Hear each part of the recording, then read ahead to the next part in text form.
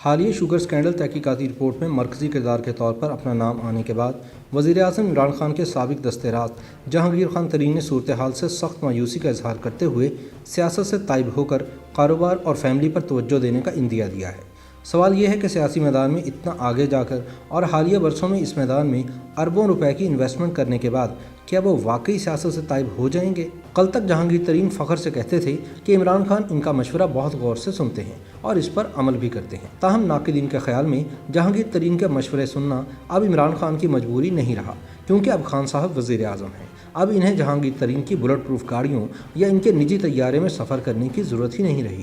جہانگیر ترین کے قریبی حلقوں کا کہنا ہے کہ انہیں گلہ ہے کہ عمران خان نے انہیں ٹیشو پیپر کی طرح استعمال کر کے ردی کی ٹوکری میں پھینک دیا ہے۔ ترین سمجھتے ہیں کہ عمران خان نے انہیں اپنی ٹیم سے نکال کر نہ صرف ان کی عزت خراب کی ہے بلکہ ان کا بچا کچا سیاسی کیریئر بھی ختم کر دیا ہے، لہٰذا وہ کسی سیاسی سرگرمی میں حصہ لینے کی خواہش نہیں رکھتے اور ممکنہ طور پر سیاست سے مکمل طور پر ریٹائرمنٹ لینے کا اعلان کر سکتے ہیں۔ اپنے ایک حالیہ انٹرویو میں جہانگیر ترین کہہ چکے ہیں کہ میرا کوئی سیاسی مقصد نہیں ہے، اب میں اپنی فیملی اور کاروبار پر دھیان دوں گا۔ دوسری جانب وزیر اعظم کے قریبی حلقے کہتے ہیں کہ کپتان بھی ترین سے سخت مایوس ہیں اور یہ شکوہ کرتے دکھائی دیتے ہیں کہ ترین نے چند پیسوں کی خاطر ان کے اعتماد کو توڑا اور ان کی حکومت کو بدنام کرنے کا باعث بنے۔ کپتان کے قریبی حلقوں کا کہنا ہے کہ جہانگیر ترین کی سیاست تو اسی روز ختم ہو گئی تھی جب انہیں سپریم کورٹ نے نااہل کیا تھا، لیکن یہ عمران خان کی مہربانی تھی کہ وہ اب تک ان کو ساتھ لے کر چل رہے تھے۔ جہاں تک جہانگیر ترین کے سیاسی کیریئر کا سوال ہے تو سچی بات تو یہ ہے کہ اس کے لیے ان کا رکن پارلیمنٹ ہونا نہ پہلے ضروری تھا اور نہ ہی آئندہ اس کی ضرورت پڑے گی۔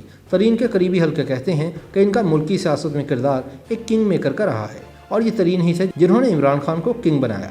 ان حلقوں کا کہنا ہے کہ یہ خالصتاً جہانگیر ترین کی ثوابدید ہے کہ وہ سیاست میں آئندہ بھی کنگ میکر کا کردار ادا کرتے رہنا چاہتے ہیں یا نہیں۔ اپنی زندگی کے ابتدائی 20 سال لودھرا میں 2 کمروں کے مکان میں گزارنے والے جہانگیر ترین کامیاب سیاستدان ہی نہیں بلکہ آج پاکستان کے 10ویں امیر ترین شخص بن چکے ہیں۔ سیاسی حلقوں میں JKT یعنی جہانگیر خان ترین کے نام سے پکارے جانے والے 66 سالہ جہانگیر ترین کے سفر حیات پر نظر دوڑائیں تو ماننا پڑے گا کہ انہوں نے آج تک جس بھی چیز کو ہاتھ لگایا وہ سونا ہو گئی۔ پنجاب یونیورسٹی کے ایک لیکچرر سے لے کر ارب پتی زمیندار کاروباری شخصیت تک اور پھر جہیز میں ملنے والی سیاست سے لے کر ملک کی اہم جماعت کے سیکرٹری جنرل بننے تک جہانگیر ترین نے کامیابیوں کی ایسی داستانیں رقم کی ہیں کہ جن کی مثال پاکستان میں شاید کہیں اور نہ ملے۔ اس کے ساتھ ساتھ جہانگیر ترین ملک کی متنازع ترین سیاسی شخصیات کی فہرست میں بھی شامل ہیں۔ ان کے ناقدین میں خاندان والوں سے لے کر ان کی اپنی جماعت کے رہنما تک شامل ہیں جو ان پر زمینوں اور عہدوں پر قابض ہونے کا الزام دھرتے ہیں۔ سیاسی مخالفین انہیں شوگر اور گندم مافیا سے لے کر وزیر اعظم عمران خان کی ATM اور چیف فنانسر کہتے ہیں۔ شوگر سکینڈل کی حالیہ تحقیقاتی رپورٹ میں نام آنے کے بعد جہانگیر ترین کی ساکھ بری طرح متاثر ہوئی ہے اور کپتان نے انہیں اپنی ٹیم سے نکال دیا ہے، لیکن حقیقت تو یہ ہے کہ جہانگیر ترین جنوبی پنجاب کی سیاست میں ایک اہم مقام رکھتے ہیں اور یہ مقام ان سے کوئی نہیں چھین سکتا۔ جہانگیر ترین سن 1953 میں پیدا ہوئے، FC کالج لاہور سے گریجویشن کی، اس کے بعد اعلیٰ تعلیم حاصل کرنے کے لیے امریکہ چلے گئے۔ نارتھ کیرولائنا یونیورسٹی سے سن 1974 میں بزنس ایڈمنسٹریشن میں ماسٹرز کیا۔ پاکستان واپس آ کر پنجاب یونیورسٹی کے شعبہ پبلک ایڈمنسٹریشن میں لیکچرر کے طور پر ملازمت اختیار کر لی، لیکن والد کی مخالفت کے باعث وہ ایک نجی بینک کی نوکری کرنے پر مجبور ہو گئے۔ لیکن پھر ان کی زندگی کا دھارا دوسرے رخ میں بہنا شروع ہوا۔ بینک کی نوکری سے تنگ آ کر ترین ایک دن اچانک اپنے آبائی شہر لودھرا پہنچ گئے۔ اپنے والد ریٹائرڈ DIG اللہ یار ترین کی زمینوں پر سے گزرتے ہوئے انہیں احساس ہوا کہ کاشتکاری تو ان کے DNA میں ہے۔ والد کی 400 ایکڑ زمین پر فارن کوالیفائڈ جہانگیر ترین نے کاشتکاری شروع کی اور یہاں سے ان کی کامیابیوں کا نہ ختم ہونے والا سفر شروع ہو گیا۔ 2 سال بعد انہوں نے والد کی زمین سے ملحق سرکاری زمین جو محکمہ جنگلات نے فوج کو دے دی تھی، فوجی افسروں سے اونے پونے داموں خریدنا شروع کر دی۔ اگلے 20 سال جہانگیر ترین فوجی افسروں سے بنجر زمینیں خریدتے رہے۔ بعض اندازوں کے مطابق جہانگیر ترین کے پاس جنوبی پنجاب سے سندھ تک 45,000 ایکڑ زمین ہے۔ زمین سے کمائی گئی رقم جہانگیر ترین نے مختلف صنعتوں اور کاروباروں میں لگائی، شوگر ملیں خریدی، حصص میں پیسہ لگایا، بینکوں میں حصہ داری کی، الغرض ہر وہ نفع بخش کام کیا جو کوئی بھی سمجھدار کاروباری شخصیت کرتی ہے۔ یوں وہ ملک کے بڑے زمیندار کے ساتھ ساتھ کامیاب کاروباری بھی بن گئے۔ ترین کا کاروباری تجربہ اس وقت شروع ہوا جب وہ سن 1981 میں اپنے مشروبات کے خاندانی کاروبار کے CEO بنے۔ اگلے 8 برسوں نے انہوں نے کاروبار کو ترقی دی اور اس کے بعد جہانگیر ترین شوگر ملز کے کاروبار میں آئے اور سن 1992 میں اپنی پہلی شوگر مل JWD یعنی جمال الدین والی کے نام سے رحیم یار خان میں بنائی۔ اس وقت جہانگیر ترین کی ملکیت میں 6 شوگر ملز ہیں۔ جہانگیر خان ترین کی رشتہ داریاں جنوبی پنجاب اور سندھ کے اہم ترین سیاسی خاندانوں سے ہیں۔ وہ رحیم یار خان کے مخدوموں کے داماد، ملتان کے گیلانیوں اور سندھ کے پگاڑا خاندان کے سسرالی ہیں، لیکن جہانگیر ترین کاروبار کی طرح सियासत में भी सिर्फ अच्छे वक्त का इंतजार करते रहे। जनरल मुशर्रफ के फौजी इक़्तिदार ने जब इन्हें नफा बख्श मौका फराहम किया तो ये मुस्लिम लीग काफ में शामिल हुए।